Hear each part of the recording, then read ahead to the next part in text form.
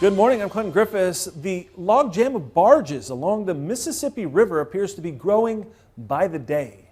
The backup coming at a critical time as harvest ramps up. Reuters reporting about 100 towboats hauling about 1,600 barges are lined up. They're waiting to pass through an area on the river near Lake Providence, Louisiana, in the northern part of the state.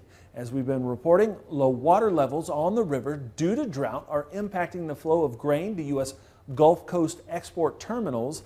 The National Weather Service predicting the reading at Memphis, Tennessee will reach its second lowest level ever later this month.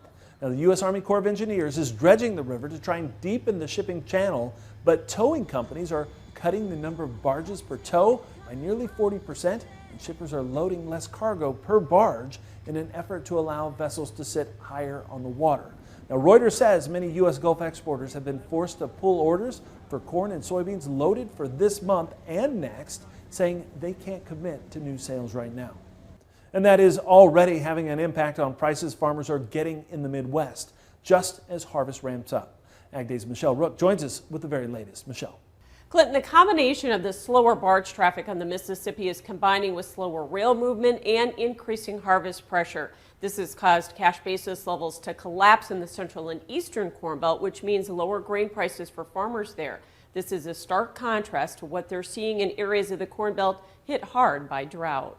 Last year at harvest, farmers saw some of the strongest basis and cash prices in years, but that's not the case in the central and eastern Corn Belt this fall. Basis is collapsing partially due to lower barge movement, with Mississippi River water levels the lowest since 1988. If you're looking anywhere in aggregate markets around the river that are feeding it, or certainly directly on the river, we've seen that widen out quite a bit. In areas like Decatur, Illinois, soybean prices around processing plants on September 20th were at $16.64, with basis $1.84 over the board.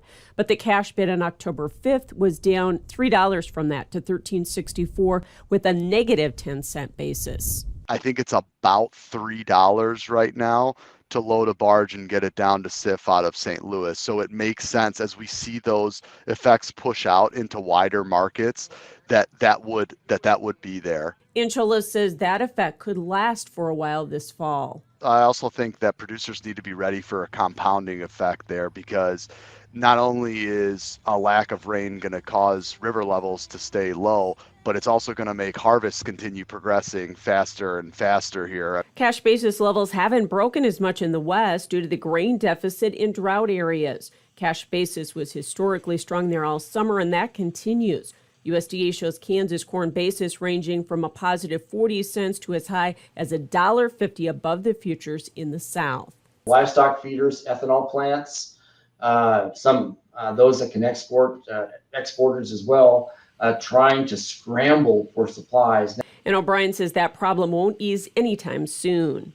From March to August, March to September, when we're waiting for a new crop, at that time we'll have to supplement our supplies with out-of-state corn. Chola says they're already moving lower-priced grain to deficit areas of the West as the strong cash basis levels are attracting grain to those markets.